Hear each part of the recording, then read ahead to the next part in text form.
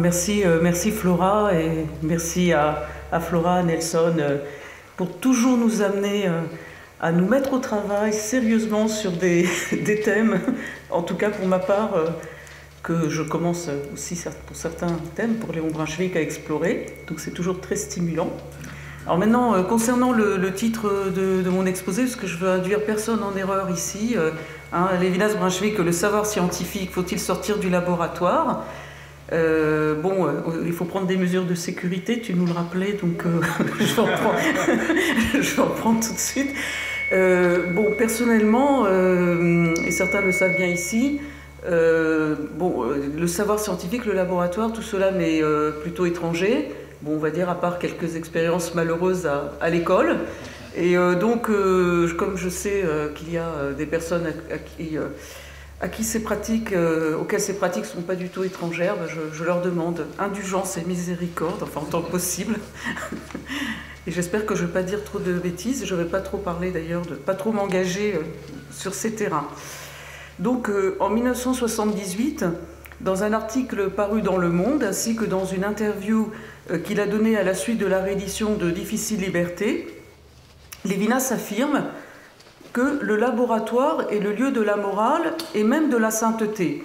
Et il fait même un parallèle, qui, après tout, on verra qu'il n'est pas si surprenant que ça, mais enfin, au début, ça a l'air assez surprenant.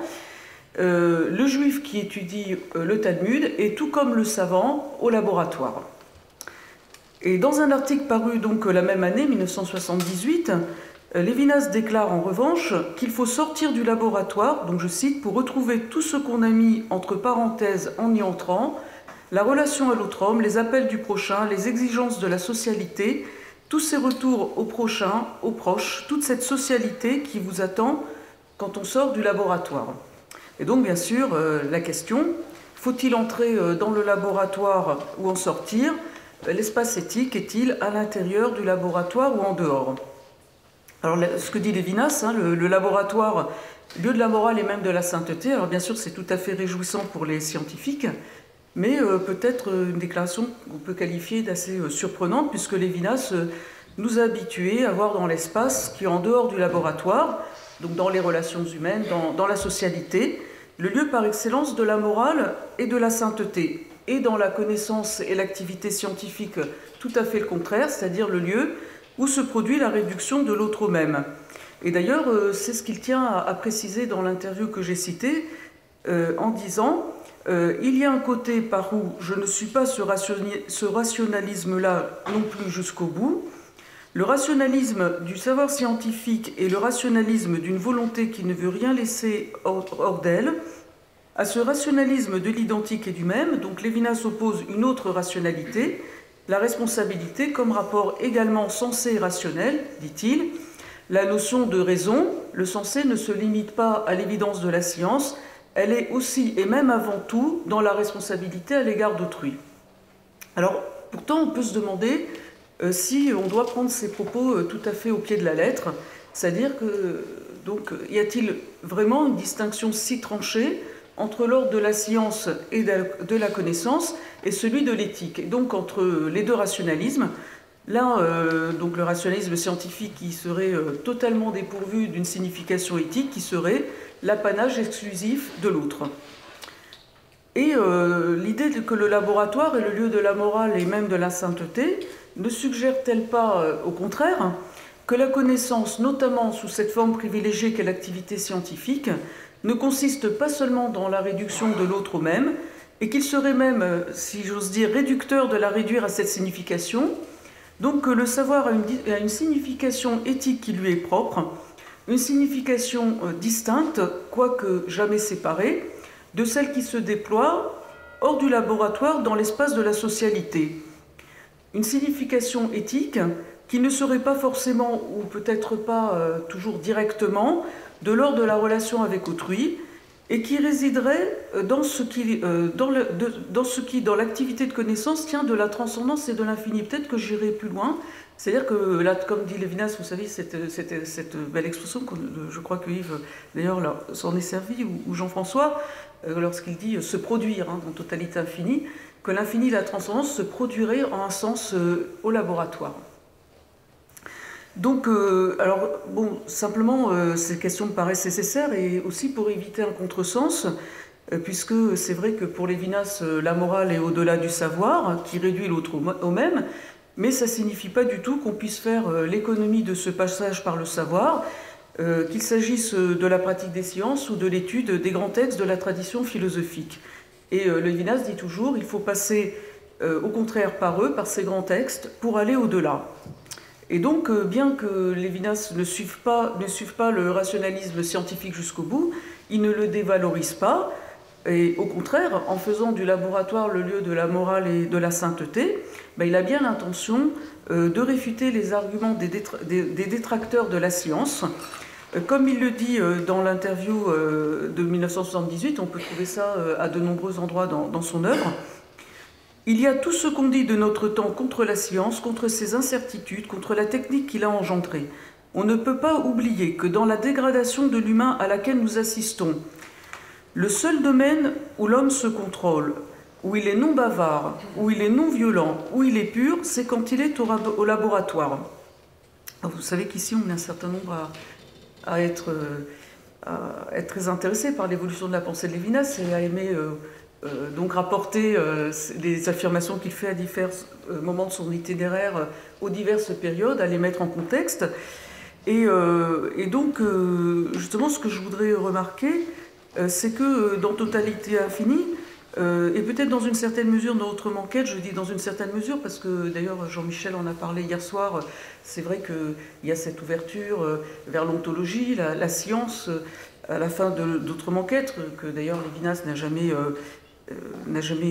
cessé de dire du bien de la science, finalement, hein, dans un sens.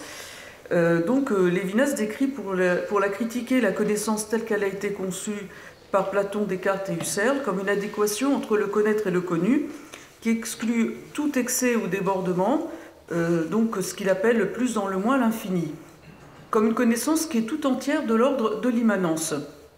Alors bien sûr c'est important, mais en rester là reviendrait peut-être à ignorer une évolution majeure qui est survenue dans sa pensée, une évolution dont témoignent la plupart des articles rassemblés dans De Dieu qui vient à l'idée, qui sont contemporains en fait des textes que j'ai cités au début, hein, et où Lévinas décrit des formes de transcendance qui ne se déploient pas ou pas seulement sur le plan de la relation avec autrui. Et par exemple, ça ressort d'un article, c'est le premier article du volume qui s'intitule « Idéologie et idéalisme », où il envisage les crises et les ruptures qui ont ébranlé jusque dans ses fondements la pensée et la civilisation, la pensée et la civilisation occidentale, et parmi elles, la délégitimation de la raison, soupçonnée d'être productrice d'illusions. Et en dépit des critiques vigoureuses qu'il adresse lui aussi à cette rationalité, Lévinas se démarque clairement de ceux qui, parmi ses contemporains, la récusent en décrétant en particulier la mort du sujet.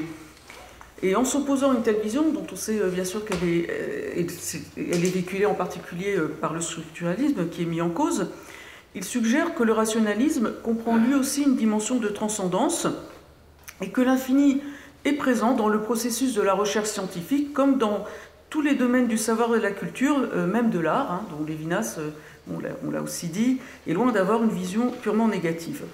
Alors je voudrais aussi citer une idée que Georgie développe à la fin, Georges Ancel, à la fin de la Bible au Talmud, à la page 319, où il dit ceci: « La connaissance et la recherche de la vérité sont donc tout autant ouverture, découverte et mise en question que maîtrise, compréhension et satisfaction.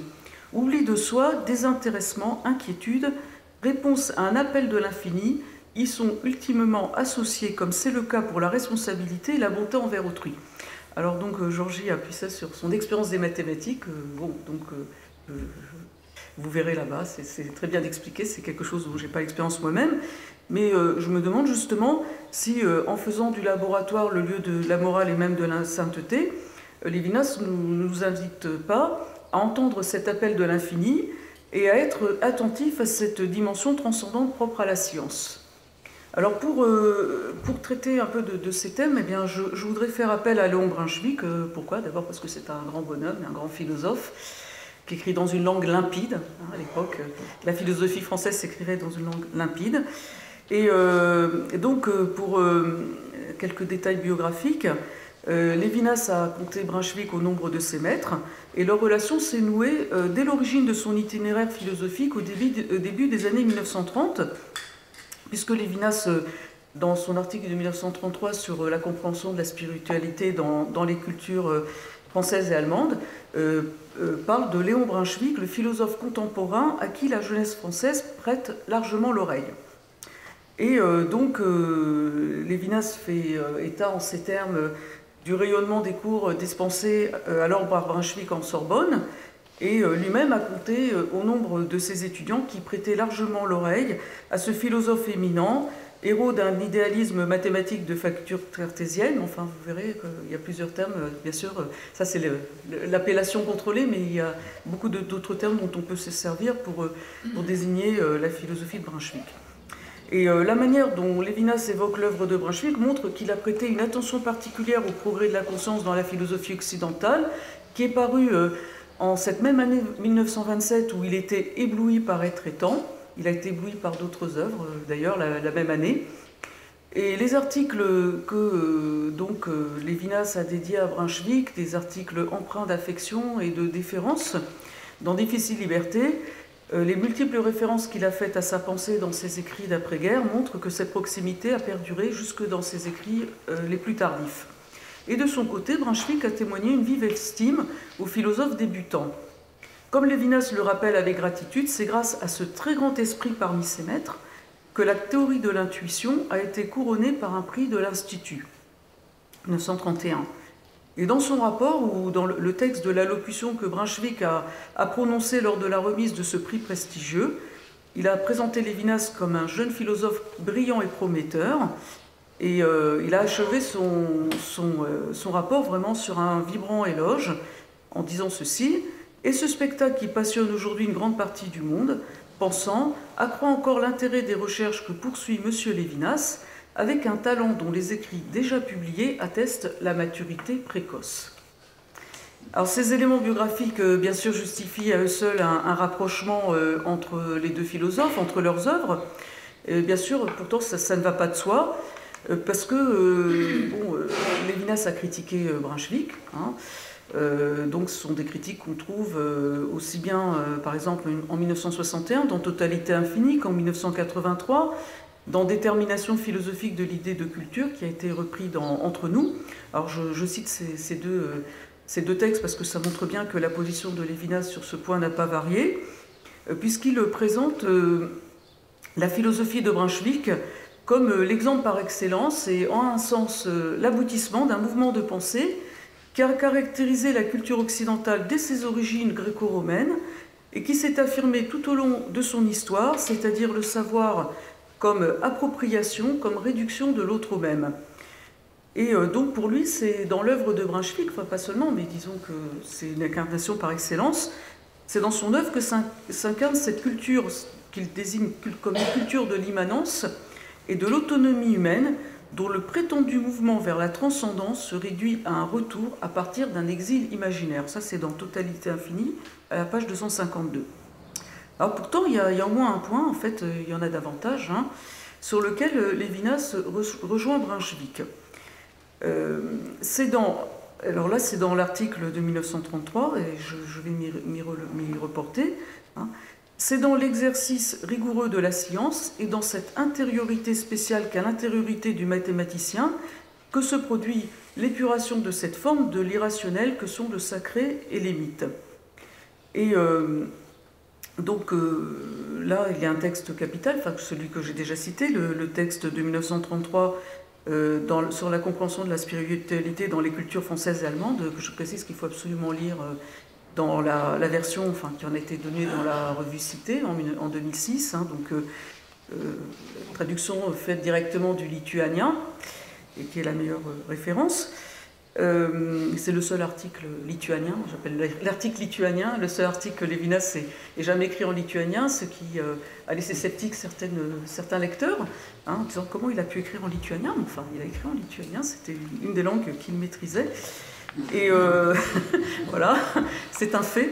Et donc dans ce texte que j'ai déjà cité, où Lévinas évoque l'œuvre de Brunswick, où il considère que l'idéalisme de Brunswick, alors il dit d'ailleurs avec précaution, hein, on imagine bien, mais enfin il parle de Brunswick comme, enfin, l'œuvre de Brunswick comme l'incarnation de ce qu'il appelle le positivisme français.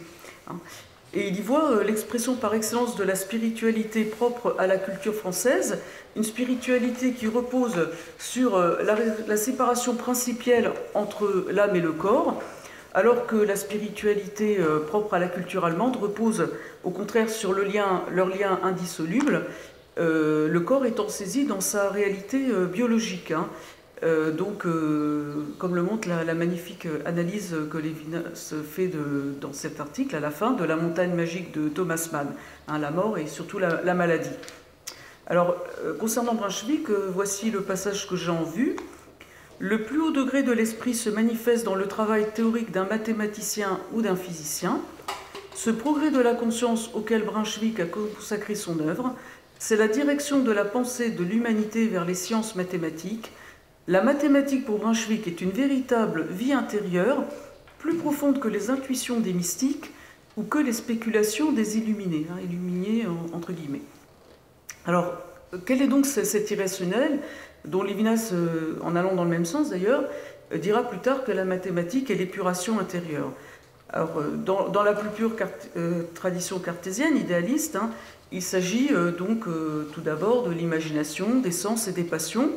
Donc de ce plan de la perception que dépasse, alors ça c'est important, hein, sans pourtant le nier, le rationnel, qui consiste, selon Brunswick, comme le dit Lévinas, dans les formes intellectuelles mathématiques que le chercheur en sciences exactes cherche au-delà des sens. Mais cet irrationnel ne consiste pas seulement dans ce qui est du domaine du sensible, puisque, comme le dit Lévinas, l'esprit ou la spiritualité promue par Brunswick est non seulement dissociée de la matière inerte, mais aussi au-delà de tout phénomène biologique. Et alors, ces propos ont une résonance particulière en cette année 1933, où Hitler prend le pouvoir, hein, et bien sûr des résonances qui débordent largement le plan philosophique, dont on ne peut plus faire d'ailleurs ni une philosophie, enfin peut-être une philosophie, Lévinas va le faire, mais en tout cas peut-être sans doute pas une phénoménologie. Donc l'enjeu que recouvre la définition de la spiritualité, hein, c'est-à-dire l'option en faveur d'une spiritualité qui affirme la totale indépendance de l'esprit vis-à-vis du biologique, ou au contraire qui lie l'esprit au biologique ou qui même l'enchaîne inéluctablement, eh bien tout cela met en jeu le destin de la civilisation occidentale et ultimement, comme le dira Lévinas à la fin des quelques réflexions sur la philosophie de l'hitlérisme en 1934, l'humanité même de l'homme. Or, c'est précisément cette dissociation de l'esprit d'avec le biologique qui est la condition même de ce libre jugement qui est si cher à Brunswick, puisque l'activité de l'esprit chez Brunswick, c'est le jugement, c'est la réflexivité de l'esprit sur lui-même. Cette dissociation de l'esprit d'avec le biologique, c'est précisément ce qui fait l'actualité de Brunswick en ces sombres années, au sens où Lévinas parlera en 1935 de l'actualité de Maïmonide. Hein, on n'en a rien à faire des influences, hein, on n'est pas là pour parler des influences qui se sont exercées sur la pensée des auteurs. Ce qui nous intéresse, c'est leur actualité, ce par quoi leur philosophie concerne profondément les préoccupations de l'heure. Et dans un ouvrage dont Lévinas fait le compte-rendu en 1933, c'est un ouvrage du philosophe et biologiste allemand Hans Driesch. Dans cet ouvrage, Hans Driesch s'inquiète du déchaînement des passions et de ce qu'il appelle une mystique de l'irrationnel.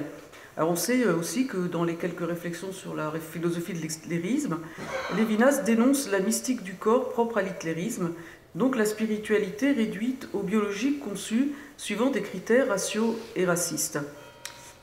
Du point de vue de Lévinas, c'est bien ce qui montre sa proximité avec son maître, la mathématique est bien une épuration de ces forces obscures, donc de cet irrationnel, cet effroyable danger qui menace la civilisation occidentale et l'humanité même de l'homme. Alors donc, tout ça, c'est aussi des raisons, bien sûr, de rapprocher Lévinas de Brunswick. Il y a aussi une autre idée, qui est en fait un des piliers de la philosophie de Brunswick, à laquelle Lévinas a été sensible. Vous pouvez voir ça en particulier dans ce magnifique hommage à Brunswick, l'agenda retrouvé, hein, dans Difficile liberté. Pour Brunswick, la conscience intellectuelle et la conscience morale sont indissociables. Et ça, bon, il y a de multiples occurrences, citations qu'on pourrait donner, et j'en ai retenu deux. Une dans le premier tome du Progrès de la conscience, où il dit ceci. C'est dans... j'ai pas retenu la page, mais enfin c'est vraiment au début, hein, quand il pose les principes qui vont le guider.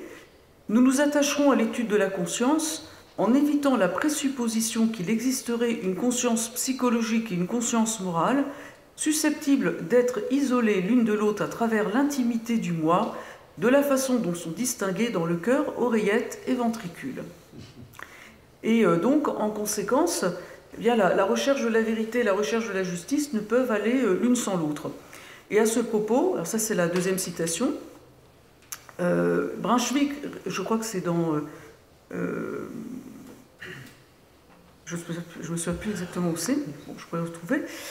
Brunswick récuse qu'il soit légitime de croire qu'il y a d'un côté définitivement esprit et vérité, de l'autre sagesse et charité. Là comme ailleurs, là surtout le devoir présent est de chercher de recréer l'unité sainte de la tunique sans couture. Et j'aime beaucoup cette citation parce que c'est vrai que Brunswick, à bien des égards, est spinoziste. Hein. D'ailleurs, il n'a aucun problème pour le reconnaître, c'est un grand lecteur de Spinoza.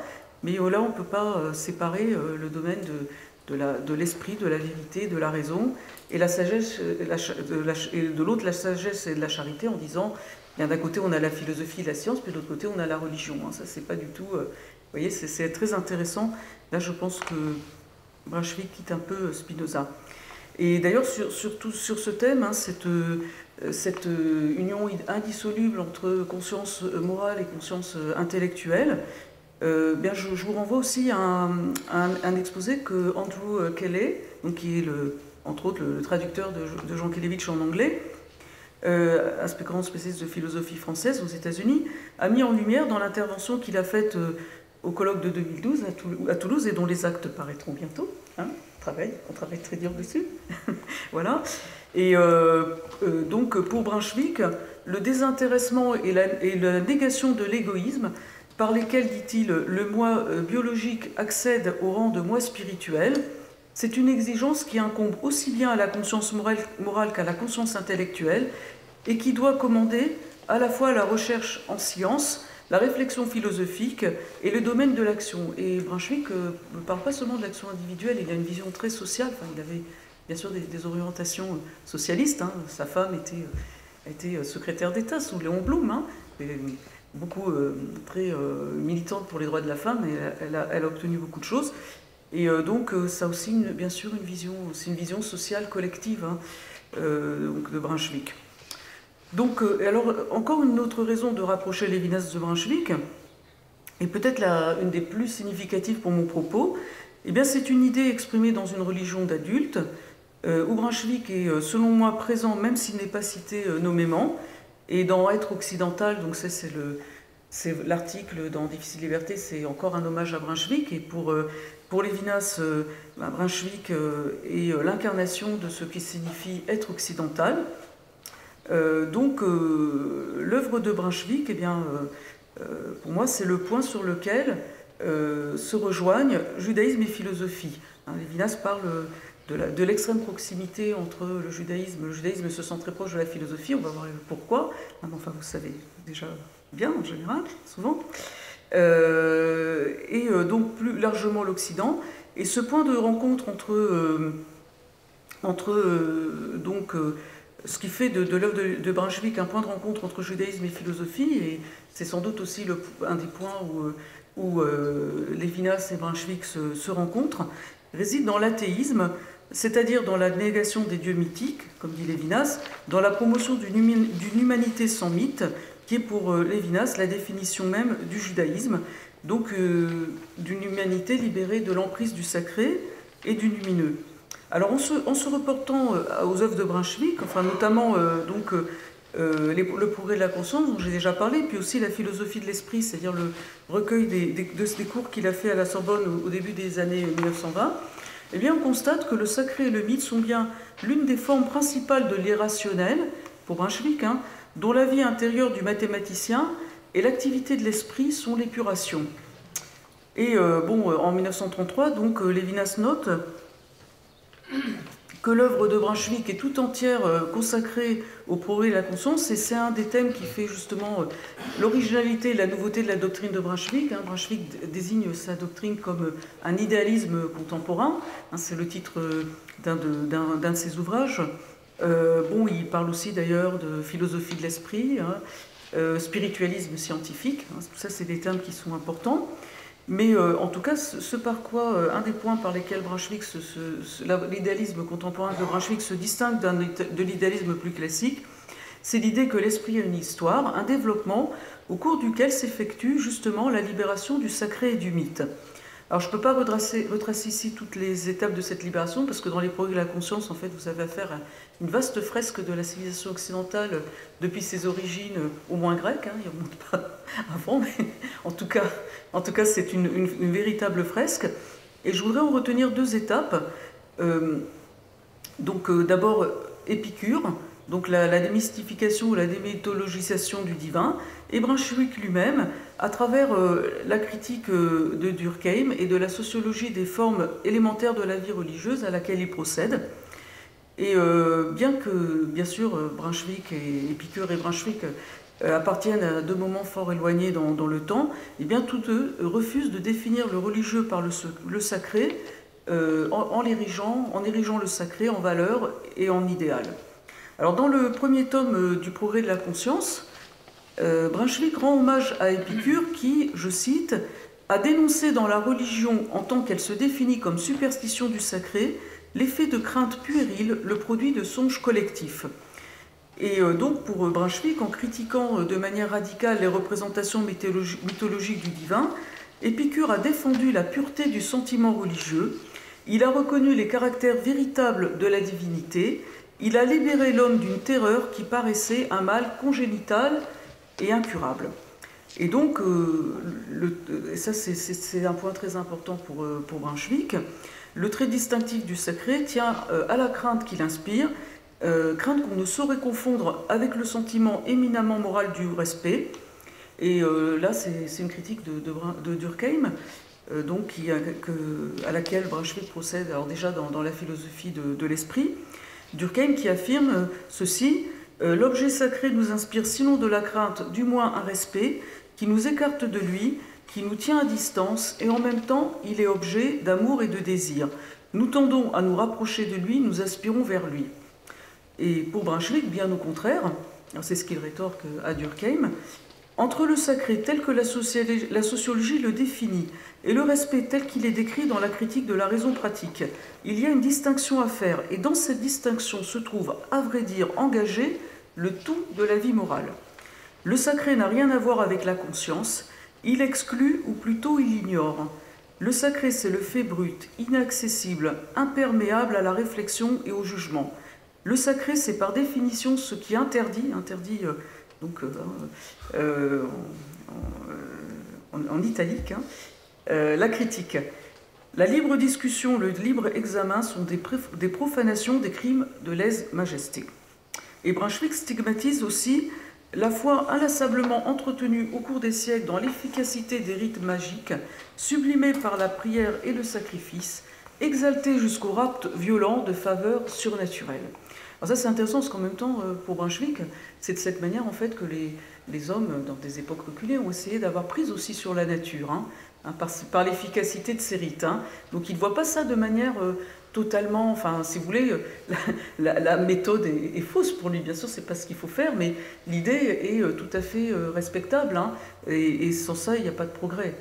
Mais là en tout cas c'est aussi bien sûr une critique de ce rap violent des faveurs surnaturelles. Et l'analogie entre la critique de Brunswick et celle de Lévinas est frappante. Pour tous deux, la définition du religieux par le sacré résulte de la méthode, elle aussi tout à fait contestable, mise en œuvre par les spécialistes de la science moderne des religions.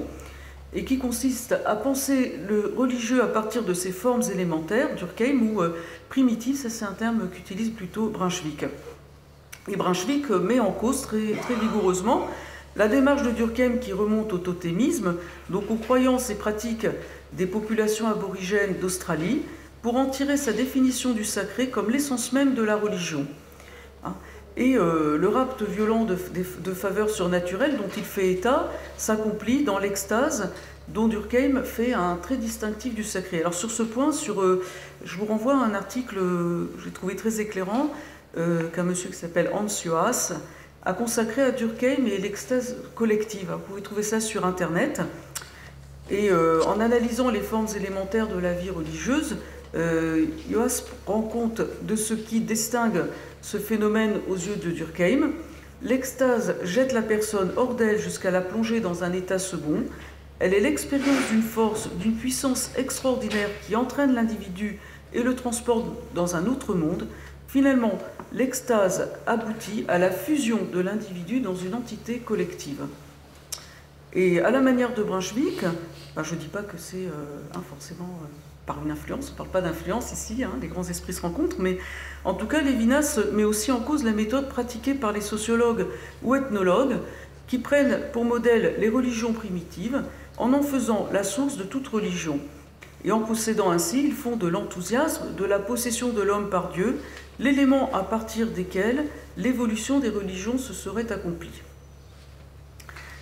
Alors, à la manière du rapt violent de faveur surnaturelle évoqué par Brunswick, l'emprise du sacré ou du lumineux, dénoncée par Lévinas, est bien une extase et une expérience de perte de soi sous l'effet d'une force anonyme, comme il le dit dans Une religion d'adulte, le sacré qui m'enveloppe et me transporte est violence. Alors là, sur ces points, Lévinas est très très proche de Brunswick, mais en revanche, l'argument de Brunswick suivant lequel le sacré, c'est par définition ce qui interdit la critique, la libre discussion ou le libre examen, peut paraître discutable du point de vue de Lévinas. Cet argument ne procède-t-il pas justement de ce courant majeur de la pensée occidentale que Lévinas met sans cesse en cause, de la vision du sujet comme un être souverain qui exerce son pouvoir de juger en toute liberté, donc cet orgueil, ce que Lévinas appelle l'orgueil luciférien de la raison, et tout cela n'est-il pas contraire à ce au nom de quoi Lévinas critique le sacré, à la sainteté que figure l'infini de la responsabilité pour autrui? Alors pour Brunswick, en se déprenant de l'hétéronomie du sacré, le moi accède à l'autonomie. Et pour Lévinas, en revanche, le moi qui se libère de l'hétéronomie aliénante du sacré se place sous l'hétéronomie de la responsabilité qui le constitue comme tel. Et pourtant, la liberté constitutive de l'être occidental n'est pas étrangère au judaïsme, à l'être juif. Elle est même ce point sur lequel la route du judaïsme rejoint celle de l'Occident, où la route suivie par Lévinas croise celle de Brunswick, et où le savant et le juif qui étudie le Talmud se rencontrent dans le laboratoire ou autour d'une page du Talmud, ça arrive aussi.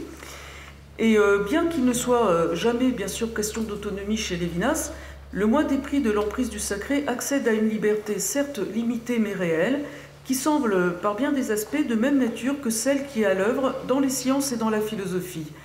Comme le note Lévinas, de nombreux textes talmudiques voient dans l'exercice de l'intelligence et dans l'aspiration à l'excellence intellectuelle la nature de la spiritualité d'Israël.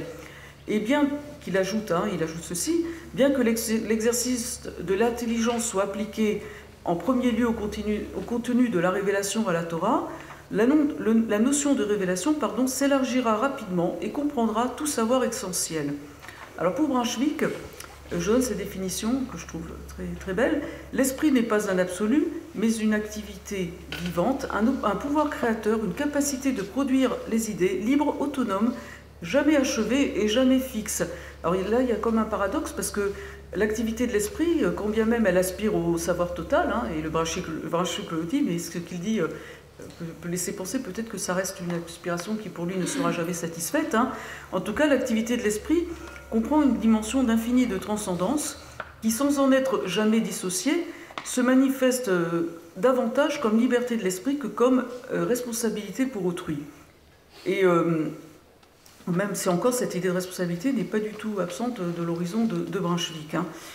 Et pour montrer jusqu'où va à ce point la proximité de Lévinas avec Brunswick, et à travers eux de la recherche scientifique et de la philosophie avec le judaïsme, et cette défense de la liberté, même limitée par laquelle Lévinas est foncièrement occidental, et l'a sans doute toujours été hein, depuis les origines, bien, je voudrais terminer sur un passage de difficile liberté.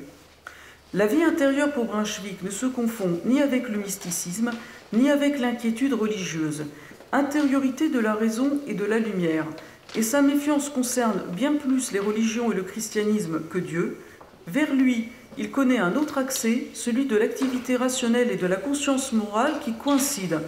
Brunswick, qui ignore le judaïsme parce qu'il ne le connaît pas, n'en retrouve-t-il pas les accents essentiels en affirmant au sein de l'infini où se place l'intellect, un homme indépendant, maître de son destin, communiquant avec l'Éternel dans la clarté de l'action intellectuelle et morale. Je vous remercie.